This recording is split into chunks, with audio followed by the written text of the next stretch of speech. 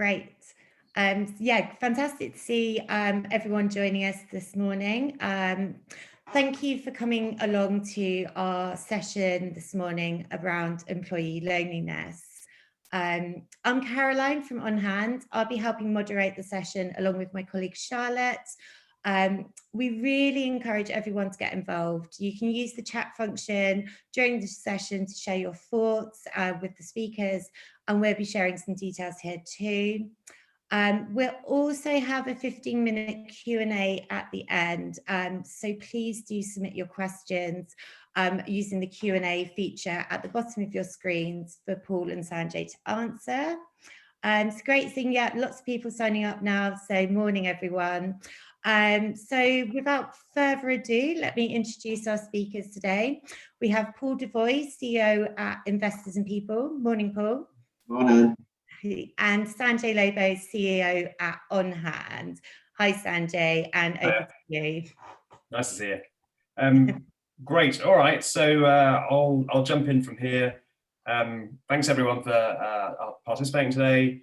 Hopefully this is a nice way to end Mental Health Awareness Week, and hopefully we give you some useful things to take away after the session. We are recording the session, so we'll send the recording out afterwards, and we also have a big pack on employee loneliness, so we'll share that probably at some point next week as well. All right, so why are we doing this? Well, 25 million people in the UK report being lonely. I think it's very often seen as an older adults issue, but actually it's everyone. Everyone's affected by loneliness. And I think increasingly over the last year through lockdown and working from home, that's had an increasing impact on your employees and all of our well-being. So hopefully this is a great topic for us all to dive into. I'm going to start with some stats. There's only a few slides we're going to use today. We're going to start with a little bit of an introduction using slides. And then the rest of the format hopefully is a nice discussion. As Kaz said, please do join in on the chat function. All right, so kicking us off, if I can make it work. Great. Really heavy-hitting stat to start us off. Loneliness increases your risk of death prematurely by 26%. So huge stat here. This is from a study in 2015. By the NHS and the Association for Psychological Science, with over 3 million participants. So really major study. What I'd like to challenge in this first slide is it's not just an older adult problem, and we'll come back to why that's the case. All right, so the second stat for you is loneliness is worse for you than obesity. Again, this is from a different study. So this is a 2018 study, 300,000 people, and the Association for the Advancements of Science concluded loneliness was actually 2 times worse for you than obesity, or 2 times as deadly than obesity. The point around loneliness is it just doesn't get as much airtime, right? So obesity has been a huge topic for a number of years. Don't want to diminish that. Loneliness really needs to be spoken about a lot more. Another stat, and this has come from the World Health Organization, as well as government advisors as recently as last year. Smoking is as bad for loneliness is as bad for you as smoking 15 cigarettes a day. So another huge stat. And then concluding for us with some state of the nation type stats. Hey, there's a lot of people in the UK that report being occasionally lonely, sometimes or often lonely. Huge amount of the population, 2.5 million people during a survey in the winter, I think this is October to November last year, hadn't left the house for 7 days. Obviously we were in lockdown at that point, but still a huge number. Over 40% of people report bad or very bad health, who are always lonely. And then the stat right at the end that I'll jump on is 2/5 of older people, over 4 million or close to 4 million, say that TV is their main companionship, which during lockdown it's probably become mine as well. Briefly, well, how has lockdown impacted some of this? Well, there was a survey a few weeks before lockdown started, and in that survey, it's a government survey, 1 in 10 people reported having loneliness feelings in the last 2 weeks, and that was just before the pandemic started. When that question was repeated right at the start of April, so very, very early on the pandemic, that 10%, that 1 in 10 had jumped up to 24% of respondents, meaning within a matter of weeks, lockdown had caused millions of people to start suffering with the feelings of loneliness. Why is that important? If you go back to some of the stats above, loneliness causes ill health. It's not the other way around. You don't get lonely from being ill. It's the other way around. Loneliness causes ill health, which then leads to that huge risk of premature death. And why is all of this important? Because it's now affecting a much, much larger of our population than before, and especially younger folks. With that, I think we're going to do a very early quiz just to get a read from our attendees today. Absolutely. I'll just launch the quiz. 1 second. Yeah, we'd encourage you all to get involved. So hopefully you can see this on your screen now. The question is, if you were feeling lonely, would you tell your manager? So let's just give it a minute for the results to roll in. Okay, fantastic. Just a few more minutes for see the votes coming in. Oh, really interesting response rate. Actually very, very varied. So Sanjay, I don't think you can see this, so I'll just read out the results, especially if other people can't see it. So 35% of people say no, they wouldn't feel comfortable telling their manager. And then it's quite a split results between maybe and maybe wouldn't tell their manager. But yeah, the highest results is no, people wouldn't want to tell their manager if they were feeling lonely. Thank you everyone for participating in that. Maybe I'll do a quick read on that. So I can see the stats actually, Kaz, but so what's really interesting, if folks can't see the results, the smallest answer is not sure, 4%. The next smallest is yes, which is 14%. So I guess if you take from that, the 86% aren't saying yes, that's a lot of people that really aren't sure or probably wouldn't tell their manager if they're feeling lonely. Again, highlighting why we need to be speaking about loneliness in much greater depth. I'm going to go back one slide, apologies. I should have covered, well, what is loneliness? So let me just go back and cover that. If I can figure out how. No, I can't. That way. What is loneliness? So loneliness isn't the same as being alone. I'm just going to adjust my screen so I can see where I'm going. That way. No. Apologies. That way. Yeah, great. So loneliness isn't the same as being alone.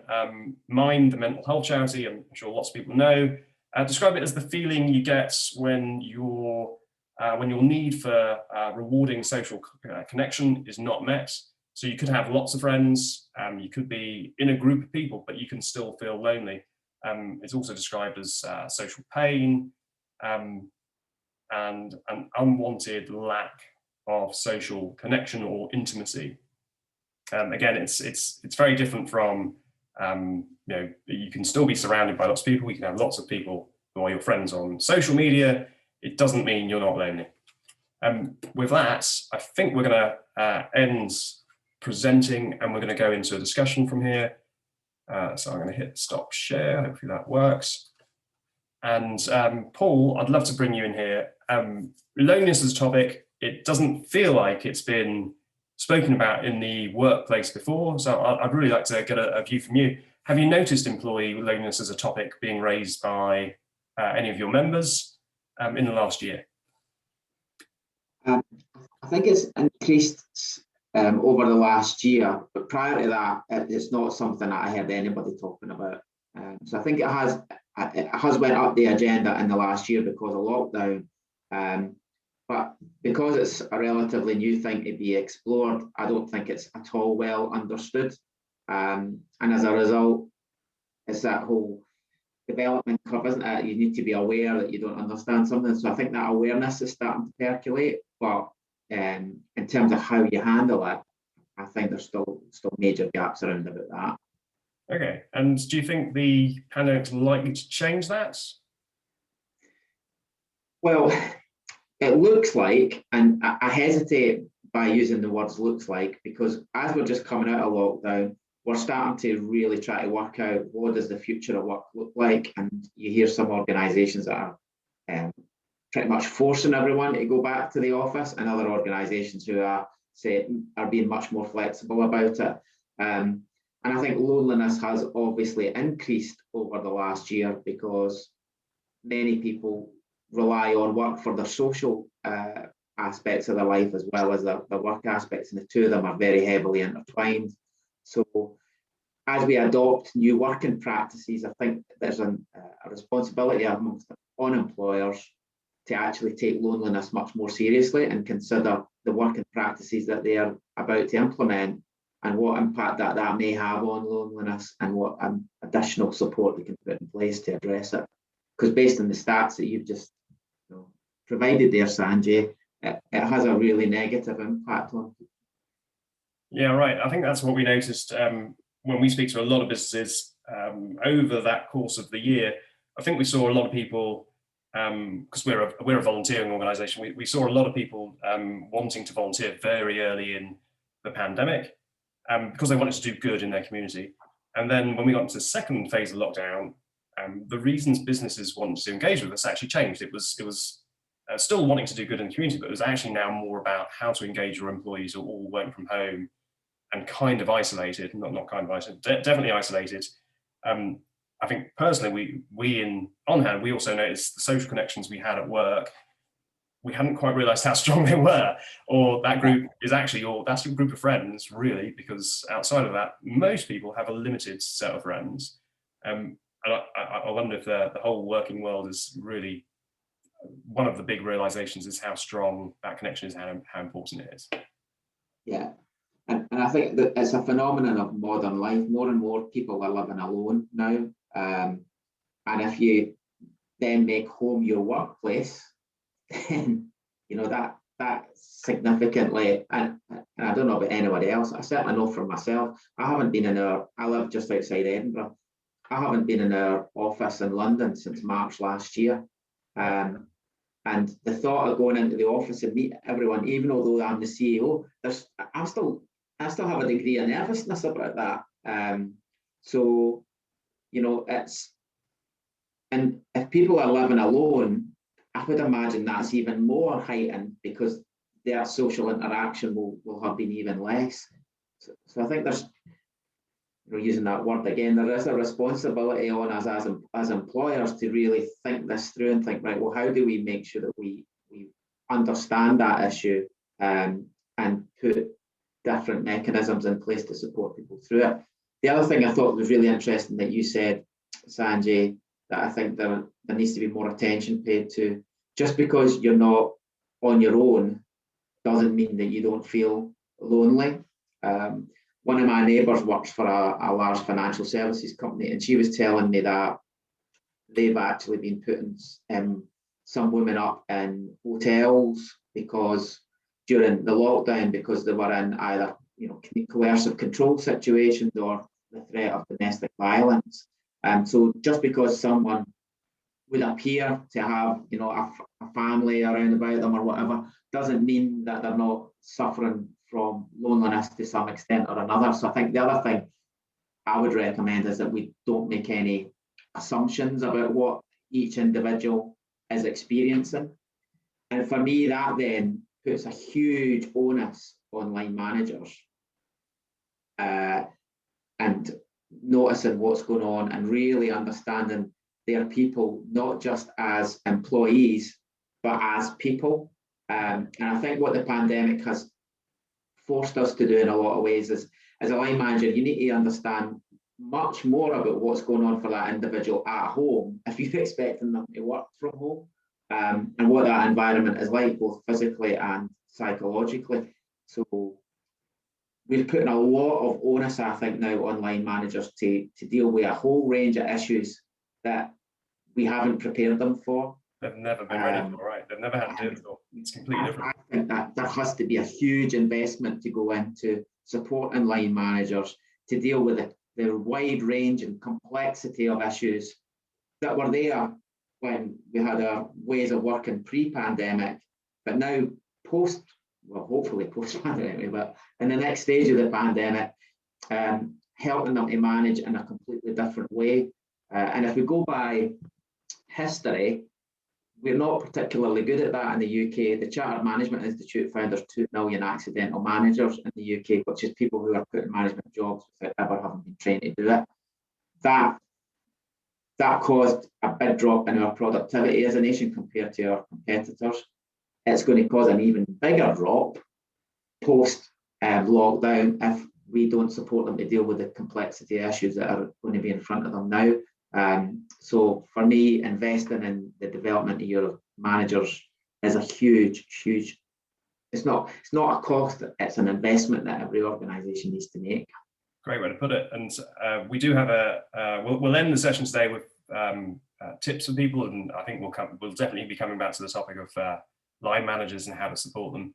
I just noticed we've got loads of comments coming in on the chat function, so maybe I'll read a couple out, and please do keep them coming. It feels like there was a question asked about, is employee loneliness something recognised where you work? Yes, but I don't think it's always discussed. Good question. We've had a debate with regards to working at home and how this certainly increases loneliness. Great to hear. We haven't specifically discussed it.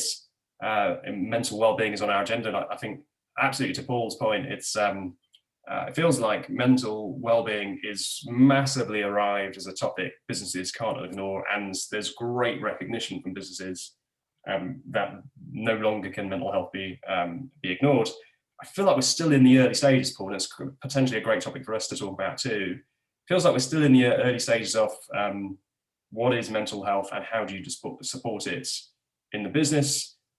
For me, it feels like it's a very wide-ranging topic, probably not well enough understood yet. What do you think?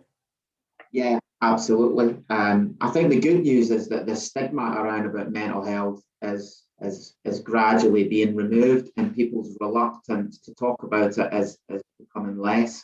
I'm 53 this year. I have family members who have had mental health problems back in the 80s, and there was a stigma attached to it. There was shame attached to having it was seen as a weakness. It wasn't seen as an illness, and I still think that is still prevalent. And although people give the rhetoric around about the fact that we want to talk about mental health, I still think people are a bit reluctant to really reveal, because they wonder about, well, will I actually be judged in some way for it? Will it be to some detriment? And a few years ago, there was some research done around about the number of people who left their job after admitting that they had a mental health issue, and the numbers were extraordinarily high. So there was a real correlation between admitting you had a mental health issue and then you exit the organisation. Now, I think that's getting better, but what employers need to do is to build the trust that it really, really is okay. And for me, that involves modelling from the top. And I know some high-profile chief execs have talked about their own mental health struggles in a way to try and normalise it, that they're admitting it, so it's safe for you to do so. So I do think it requires good leadership from the top to actually talk about their own challenges and in some way given permission for people in the organisation to do the same. And I think loneliness is an area that they should equally address, because based on your stats, Sanjay, it's much more prevalent than, I have to admit, than even I understood. Thanks, Paul. I might go back to some of the stats actually. We weren't planning on sharing more of the slides, but I might do on this one, because it's the age group that's really most affected, and it is everyone who's affected, but millennials in particular, I think are reporting loneliness at staggering levels. And I'm going to share my screen again just to share some of this. Can you see my screen? Or have I messed that up? No, it's not showing up, Sanjay. Bring my share. Hold on 1 second. Sorry, I didn't do that quite right. But bear with me. Teams has been playing up with me all week. I can't figure out what I've done with my my slides, but I'll talk to it. So millennials, the various different reports on this. So YouGov report from 2019, nearly a quarter of millennials can't name a single friend. So it's like staggering stat when I read that one. But really, really worrying kind of noise. And during lockdown, it's the age group from 16 to 29 are twice as likely to experience loneliness versus those that are 70 plus. Loneliness has long been seen as an older adult problem. The stats are massively showing us that's changed. Almost half of them are unlikely to tell anyone. Actually, a bit like our survey in this group around would you tell your manager? Well, if we were describing that question as would you tell anyone, I think we'd get a different result from the majority of people. Actually, for the younger age group, especially under 25, half of them wouldn't tell anyone. So really worrying stats. Why are they so lonely? A lot of it is related to social media and growing up in a very different age than anyone that's 30 odd plus, or certainly 36 plus, and not in that millennial age group. Growing up in an environment where you're always seeing other people having fun, doing great in their workplace, always going to parties, which isn't a reflection of probably anyone's real life. But if you've grown up from that from very early age, it's taken a massive hit. I wonder if you've got any comments on millennials in particular, Paul, or if that topic's come up with your members. Yeah, normally I take a bit of a contrarian approach to the whole conversation about millennials, because a lot of the things that are cited about millennials, I don't think necessarily are as exclusive to millennials as we might think. So yep. There have been lots of people talk about millennials want purpose more than other age groups, and list a various set of things that millennials have an expectation of that other age groups don't. My view on that is that we're much more alike than we're different. I'm middle-aged. I'm very driven by purpose as well, but when I joined the workplace, purpose was never anything that was discussed. Yeah.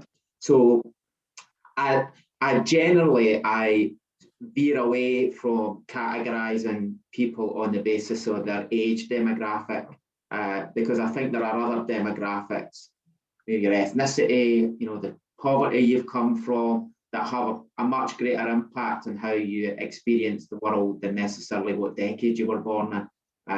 However, in this instance, I think given the way that we live our lives now, I think age does have an impact, because you're probably more likely to live on your own if you're younger, because you're not married or in a relationship or got kids or whatever. So therefore, loneliness may be more of an issue for an age demographic roundabout. So say that again. Loneliness may be more of an issue on an age demographic.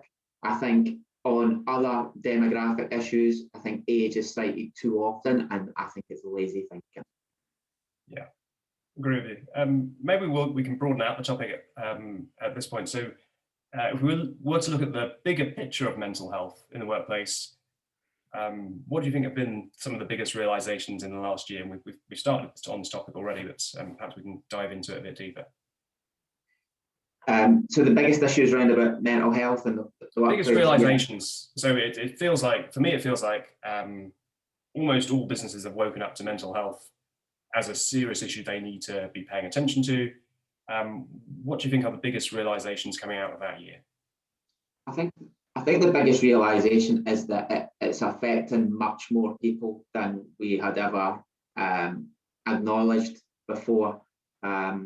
And as a result of, and also that in a way, lockdown, I feel, has also been another thing that's removed an element of the stigma, that it's actually given people another reason and another permission to mention it, because lockdowns legitimize the fact that we're all struggling because we've all been locked up in our houses.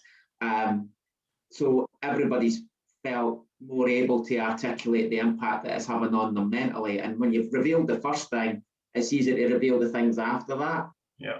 So what that's created, though, is a tsunami that's careering towards employers that I think a lot of them are not ready to deal with. I saw one of the comments on the chat earlier about a consultant saying, most companies with less than, or SMEs don't tend to have professional HR. That's what our research has shown as well. Generally, 60 to 80 employees is the kind of Rubicon organisations need to cross before they invest in professional HR. As a result, and also most people work in SMEs. In previous decades, when we were more an industrialised nation, most people work for big companies. That's no longer the case. So therefore, more than half of the working population are working in SMEs where there probably isn't a structured approach to this issue. Yeah. And that's one of the things that we're trying to do at Investors in People, is provide frameworks for SMEs to work with so they can measure themselves to see how they're doing on issues around about not just mental health, but physical health and social well-being. And loneliness is an aspect of social well-being. So, we work very heavily with SMEs, and I think that's an area that the government needs to focus on. How do they support SMEs to support the mental health of their employees? And I don't think there's enough attention being paid to that. Yeah, right. So we, when we looked at the different stats for what remote workers are most struggling with, unplugging from work was huge. Loneliness was actually second. Not too surprising. It was always the biggest cause of working remotely or solo was always the biggest cause of loneliness for employees pre-pandemic. So not too surprising that's really risen. And then it's collaboration and communication with colleagues and that sort of thing.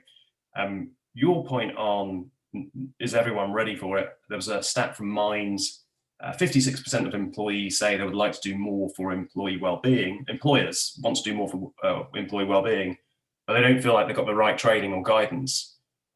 So again, another huge stat from Minds about where we are. So definitely paying attention, but not quite sure how to address things. I'm looking at the comments too. There's lots of comments on this. There's a comment from Shelley. I agree with Paul. We talk a lot more about mental health these days. I'm a wellbeing champion in my company. We definitely talk about it more, but I feel we could still do more to support people. And I can see that kind of comments mentioned quite a few times through the chat. And there's a load of messages in the chat if you haven't joined that. Maybe I've just been reading some of them. And a lot of them are talking about the different things that people are putting in place. Like in Investors in People, we use the Thrive app, which is excellent. We work closely with Mental Health First Aid England, who are a community interest company like us, a not-for-profit. All of these things are hugely important that these resources are available. But I will keep coming back, and I make no apology for banging on about this. I was talking to a GP at an event in the House of Lords a couple of years ago, and he told me that 80% of the people who came into his surgery with a mental health issue was work-related. And the vast majority of their work-related mental health issue was to do with a relationship with a line manager. And what he said to me was, the options in front of that GP was to write a prescription for some sort of medication, or put that person on a huge waiting list for some form of CBT or counselling, etc. He said, what I want to be able to do is to write them a prescription for a better boss. Yeah. Totally. So, and I really want to emphasise this point as well. I am not demonising managers. I'm a manager. I could be a much better manager than I am. Being a manager is one of the most difficult jobs that anyone can ever be given. People are wonderful creatures, but they're also hugely complicated. And anyone who is a manager or has been a manager will testify to that. Being able to look after the pastoral care of the people that you are responsible for, a leader, is a huge responsibility. And I know from the leaders that I talk to, it weighs really, really heavily on them. So for me, if we want to try and deal with a lot of these issues, we need to support the leaders to support the people in their teams. And if we placed more emphasis on that as organisations, and maybe less emphasis on gym memberships or free fruit. Because for me, those are sticking plasters on the wound, but we need to identify the things that causes the wound in the first place. Yeah. And I'm really passionate about this. I do not think as organisations we do that enough. And therefore we have high levels of stress and poor mental health amongst managers because they feel totally at sea about what's been asked of them. And that then has a negative impact on their team members because they are not in a place where they can support them as well as they should. So, you know, my plea to anyone in positions of responsibility or authority in this area is, yeah, EAP and all of that, absolutely, as an organisation, you must do that. But that's kind of the easy bit. The hard bit is looking after your managers to look after your people. And there needs to be much more investment and effort and focus on that issue. I think going back to your earlier point that the vast majority of people, or increasingly, are employed by SMEs as well, where you're probably less likely to have management training, heightens the issue. And I think everyone can really relate to this manager topic because you're either a manager or you've been managed by someone, and so everyone can relate to, if your manager's fantastic, you really know it makes a huge difference to your life. If your manager's terrible, same thing. You really know it makes a huge difference to your life. And even if your manager's somewhere in between, the amount of influence they have and effect on your well-being and how you're feeling is just giant. I remember being asked this years ago, what was the one word you'd use to describe being a manager? And for me, it's privilege. As a manager, if you can have the mindset that you're in such a privileged position because of the influence you have on other people's lives, you can then take the mindset of, well, how do I get better at knowing how my employees are doing and what's going on in their lives, and then influencing their lives for the better. I still think there's a gap on how we train our managers, which perhaps we'll come back to when we get up to tips. I mean, at the risk of oversimplifying it, but to try to give people practical takeaways, my view on it is that one of the best toolkits that we can provide for managers is to help them be better coaches, is to help them coach their employees. And that's not to get into the realms of them being some sort of amateur psychologist. That's a really dangerous space. And I know there's a lot of issues around about mental health first aid, worried about that too. Yeah. But as a line manager, if you can teach them the essentials around about coaching, that's probably the best way of enabling them to support their employees and to help work with them to find solutions to the problems that they're facing and create that dialogue. That coaching and supporting is key skills that will help you manage better, and it will actually make your team perform better as well. Totally. There's so many comments on the chat function at this point. I'm going to read one out because it's quite touching, and thanks very much for sharing this. The comment says, as a 30-year-old long-term single person in London, I felt seriously lonely for years. And with my closest friends settling and moving out of London, this has just intensified. Feels like my youth is when I'm meant to feel the least lonely. It's hard to make close friends in London as an adult. Firstly, thank you very much for sharing that. It's quite a touching thing to read. I'm sure it's quite hard to write. It's quite hard to read out as well. There's so much pain, I think, comes from loneliness that affects all people. One of the comments you make in there is you feel like in your youth you should be the least lonely. I think the world's changed, and it's, I don't think the topic's new. I think it has always been like this, but it's increasingly getting attention, and more people are being affected by it, especially through, we touched on it earlier, the younger generations are feeling it much more acutely than prior generations have felt at that age. Again, thanks very much for sharing. Just on that point, just reading some of the comments related to that, someone suggested a simple technique to me the other day, that not just for managers but for everyone, because I think there's a responsibility on us all to check in and our colleagues and just to see how they're doing. And you know how we all, as part of the small talk, say, "Oh hi, how are you doing?" And then the person will give you a kind of glib answer, yeah, I'm fine. So somebody suggested to me that you should ask a supplementary question and say, yeah, but how are you doing really? Now, I don't know the science behind this, but apparently by asking the question again and putting really at the end of it, it again gives the person permission to open up, because you've shown that you're not just on a superficial level providing pleasantries. That asking of the second question and framing it in that way shows that you're genuinely interested in how they really are, and that people are much more likely to open up to you. So I think that's something that I try to do, is to check how somebody really is, rather than just a kind of superficial pleasantry. And if we all did little small things like that, that person who's talked about being lonely there, that might spark a connection with someone else, and then that then is the basis of building a relationship, and things can move on from there. So just really simple little techniques that we could maybe all start deploying, and it's just one conversation at a time, and it starts to have a multiplier effect.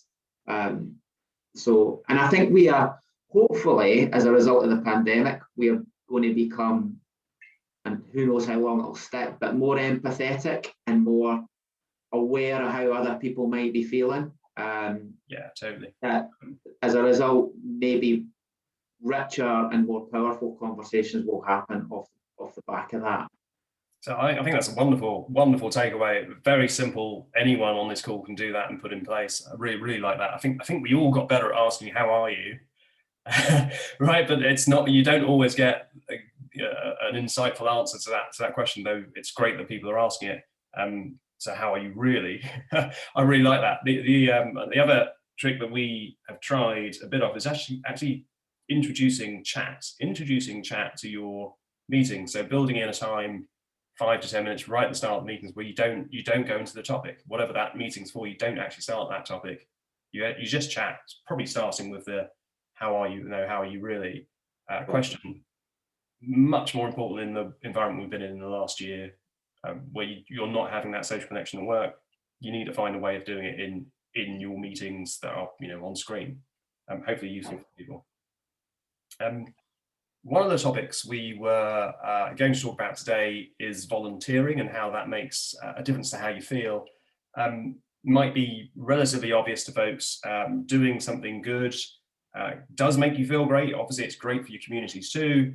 It does make you feel good as well. And maybe I can touch on that briefly before we go into other topics. So I guess one of the big stats on this is there was a United Health Group survey. 94% of people who volunteer said it improved their mood, and research says it releases a number of hormones, and I'll briefly touch on those. So things like oxytocin, it's basically the love hormone. You get a kick from that, from doing volunteering. Essentially, it just makes you happy.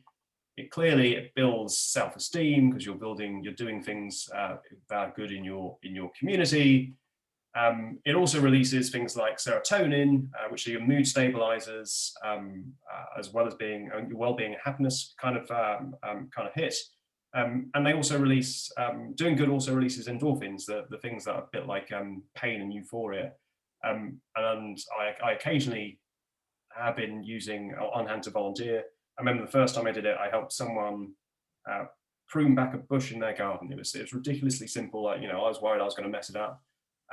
But when I finished, having thought I'd murdered this bush, because I'm not a gardener, the lady who I was helping, she basically, I haven't been able to see the rest of my garden for the last 20 years. Thank you so much. And there was me thinking I'd messed it up, and the joy she got from it, I left that feeling, quite amazing the way it made me feel. Obviously, I work for a volunteering organisation, so I'd love people to do more volunteering.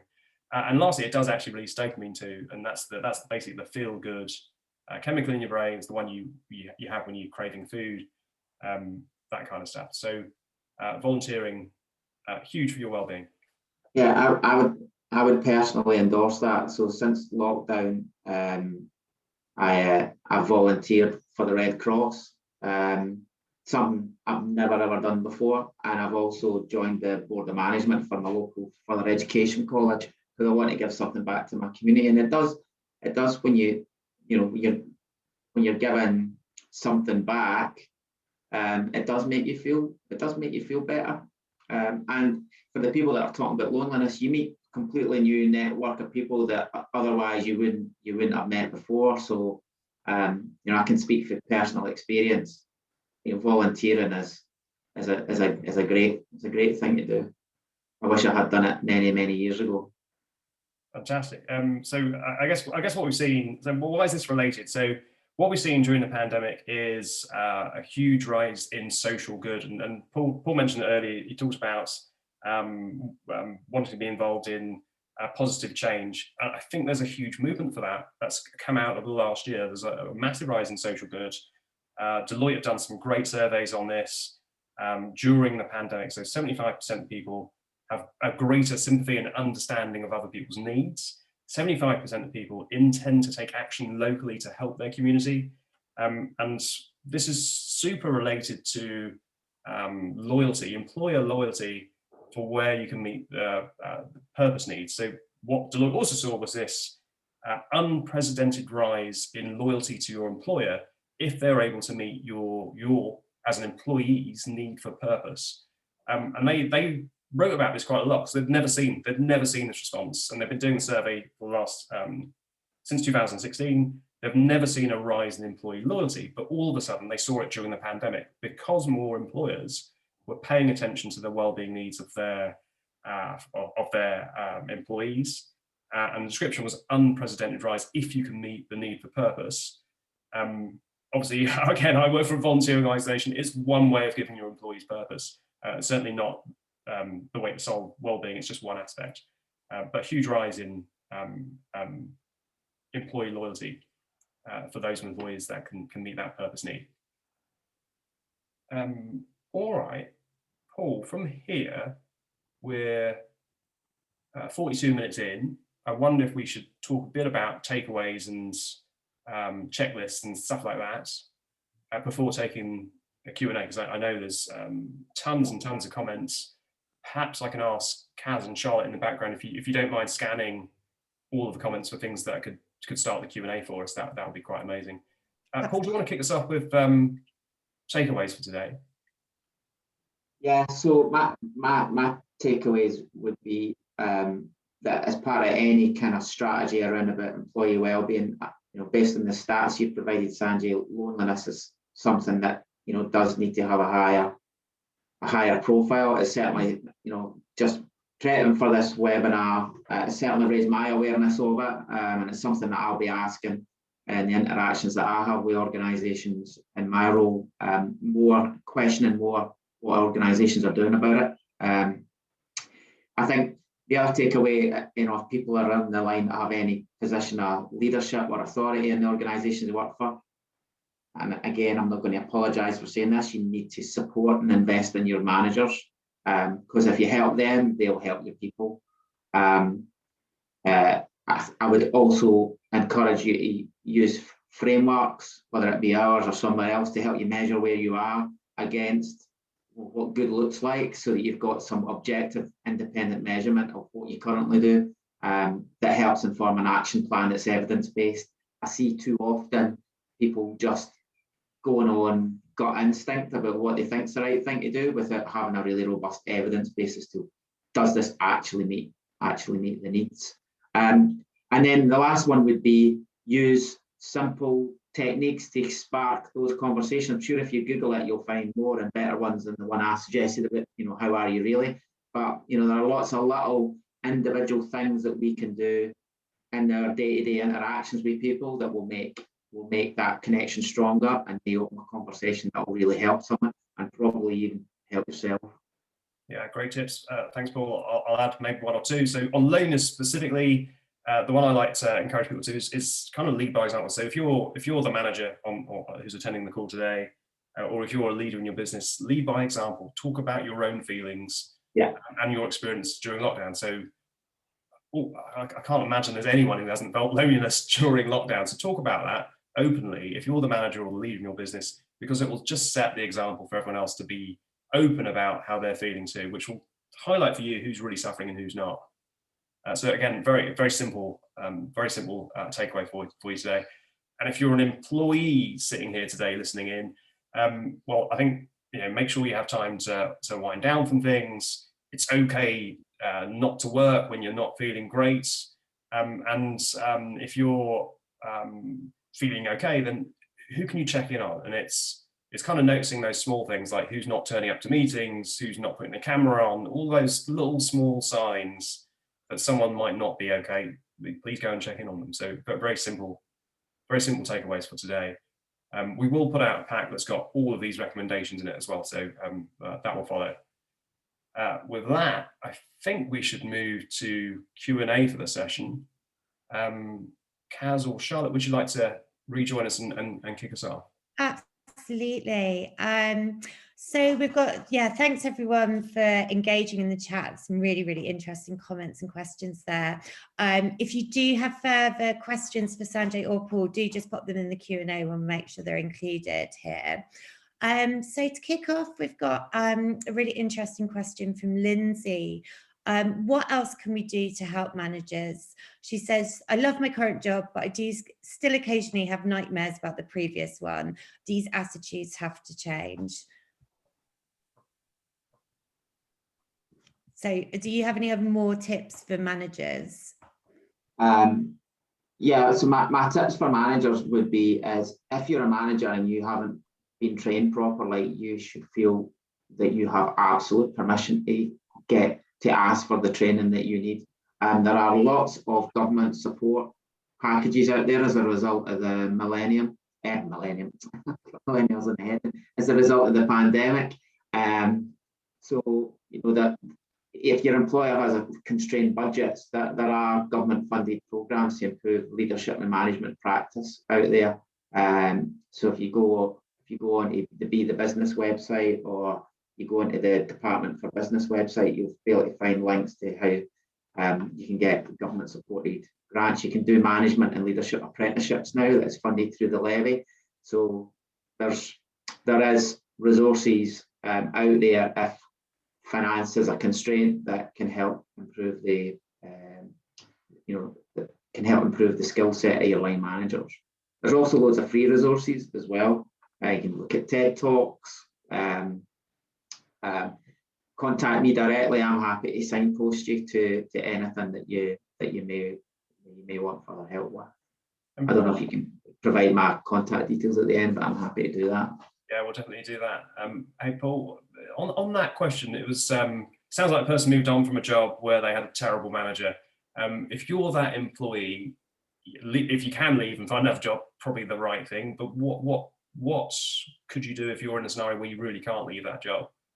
How would you approach it?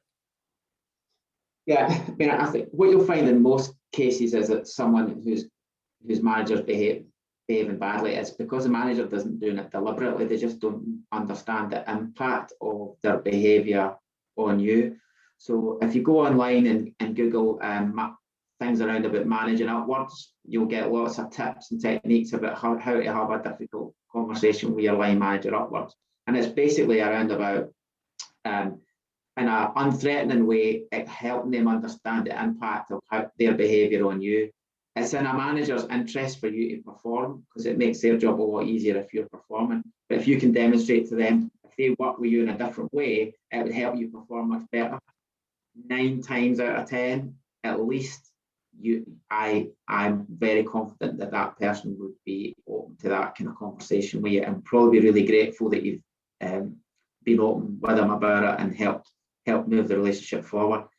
If you can't find that, then it's at that point then, and you don't see any other routes for moving to a different part of the organisation or seeing if you can get a different line manager, then that's the route is to really actively look for something else. Life's too short to be in an environment like that, and the detriment it'll have to your mental health is not worth it. Yeah, I fully agree. I can see one other question. Kaz, please come back if any of I missed it. There's one other I can see.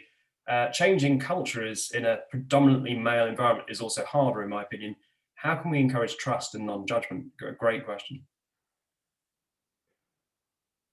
Yeah, there's a really good book called The 5 Dysfunctions of a Team. I don't know if anyone's ever read that, but I'd highly recommend it. The first thing about any relationship, whether it's in our work life or in our home life, is trust. So building trust as the first layer. If you're a manager with an employee or an employee with a manager, if you can build that trust layer, then you can then have the difficult conversations on top of that. So for me, looking at building trustful relationships is the starting point for having rich discussions, and that's something I'd recommend. Yeah, I kind of I really like the question on how do you change culture, and really culture's got to come from the top. So I think what's good about the current environment is more and more businesses and more leaders are finding the topic of well-being. It's not even hard to ignore. They're into the topic of well-being and what they have to do about it. And a number of businesses I've spoken to, we will speak to a people team or a HR team, and there's reluctance sometimes above those groups to really engage in the topic.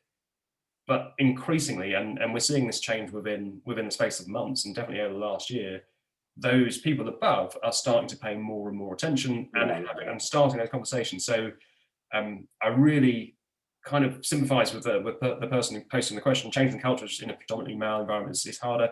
I think that's right. I think some of our older industries are also quite hard to change, but I think it's happening. It's going to take longer in certain environments, but the more we, that's Paul, me, everyone on this call, continues the noise on employee well-being, feels like we've got an opportunity to change the working world, but we all play a role in it. Everyone on this call, as an employee, as a manager, as a leader, people presenting, there's an opportunity now to make a real difference in the coming years.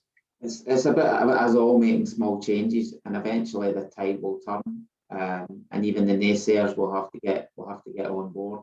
But ideally, if it's modelled from the top and it's authentic, that makes the world a difference. It's really hard for an HR partner or even an HR director to try and create that, because it's just it can still be dismissed. You've got to work at that buy-in from the top. And there's lots of stats like Sanjay provided earlier, and we have huge amounts of stats as well. The business case is so powerful now. So if you want to talk to somebody through the hard edge and saying this will make your business perform better, and you can make that case, and you can also then build on that case by then speaking to the heart, even though the heart might not look like as many friends in the room. Everyone's still got one, but if you can make the business case first through that's their starting point, and then build the more emotional element on top of that, then you'll maybe start to get some traction at the top of the organisation. But I do think if that's there and that commitment's there, it does make a world of difference. Really nice comments come through as well from Catherine Lee. Thanks for this comment. If you have any management role yourself, you could give a session on wellbeing in the workplace, which hopefully your own manager will attend or become aware of later. That might help with culture change as an alternative to leaving. Try and raise awareness first. Yeah, I think that's a great comment. And again, I think more and more businesses are doing this on a frequent basis and not as a one-off wellbeing talk. I think we're seeing more and more businesses have that on a reoccurring basis and starting to have awareness of wellbeing is not just one topic. It's not emotional wellbeing. It crosses into financial wellbeing, social wellbeing, community wellbeing, physical wellbeing. There's so many aspects of it, and I think there's increasing awareness that it's not just a one-hit thing. So we've got a few more questions actually. We've got a few minutes left of the session. So one for you, Sanjay. Sarah's asked, how can she get her organisation involved with volunteering? Oh, sure. So there's various different ways. Clearly, there's us. We're an on-demand volunteering app for employees. So if you're interested to find out more about us, I'm sure we'll share a link on our site. You can also book in time to see us on the site. So book a demo. We do hundreds of those demos, so really happy to have a chat. So there's clearly us as a way to volunteer. If you don't want to use someone like us to find volunteering opportunities, then someone in the organisation needs to take that on. Find charities that are local to your offices or where the majority of your employees are based, and try and find opportunities to volunteer with the charities that really matter to your business.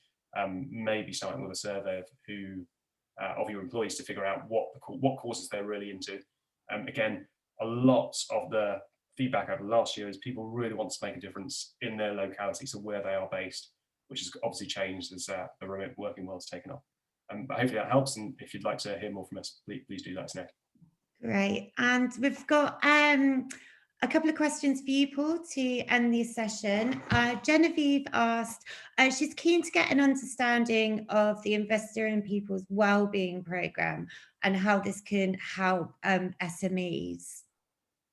Yeah, if they want to contact me directly, I'm happy to have a conversation with them about it. Essentially what it is it's a framework that helps you understand how your wellbeing programme, what's its strengths and weaknesses, and it then helps you develop an action plan about how you can improve it. So I'm happy to provide a copy of the framework that you can send around to participants if that would be helpful, and give you my contact details if anyone wants a further conversation. Fantastic. And just one final question for you, Paul. Monica asked, you mentioned Thrive app.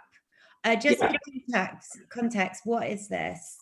So the Thrive app is a wellbeing app, particularly for mental health, that has been developed in partnership with the NHS. So it provides, there is a cost to it for the employer if you take the full package, but it provides you with ongoing counselling support, and it gives you tools and techniques to use to manage your psychological well-being. So and the other thing I would say about it is it has been properly researched. Someone was telling me the other day that there are over 20,000 well-being apps out there at the minute, and there's a lot of people out there selling snake oil. The reason I mentioned the Thrive app is that it has been approved by the NHS, so it has got a proper evidence base to anything that's involved in it, and the organisation that runs it is a not-for-profit. So it's what we use at Investors in People. I can't say more than that. But go and have a look at Thrive. It's a really good app. Fantastic. All right. Well, we're almost out of time. Thanks everyone for attending. Just checking, Kaz and Charlotte, we've shared Paul's details and my details in the chat, I think. Is that right? Yes, that's correct. We'll be following up with a recording of the presentation for everyone as well. Brilliant. So I think just like Paul said, we're both very happy to be contacted direct for anyone that wants to continue the conversation. So please feel free. We'll be sharing the recording, as Kaz said, and we've also got a pack on employee loneliness that we'll probably share next week as well. So thanks everyone for attending. Thanks very much, Paul, for the conversation. It's been a great Friday morning. Enjoy the rest of your Fridays. Cheers, everyone. Thank you. Thanks, everyone. Enjoy your weekend. Bye.